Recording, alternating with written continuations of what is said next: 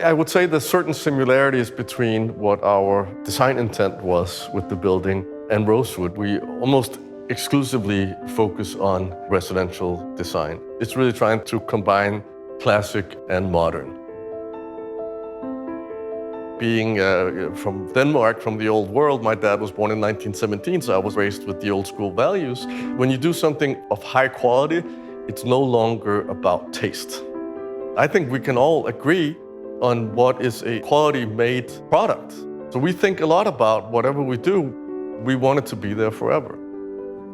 From a material standpoint, it's a limestone building, but having said that, 80% of the facade is really glass. So it has the benefits in terms of light and air, which is, an extreme luxury, and that carries into the interior finishes. The thought was really try to create rooms that were of the same significance as you might see in a private estate. So very large bedrooms, very large walk-in closets, very large bathrooms. We have a proper family room, as I mentioned, with double island, and then there's also a formal living room in addition to that. This is not a building, for instance, that I would design for New York, because it's a different way of living, I believe. We use a lot of natural materials in the projects, wood, stone, glass, and metals, and so on, because they have proven through the history of time that they don't date.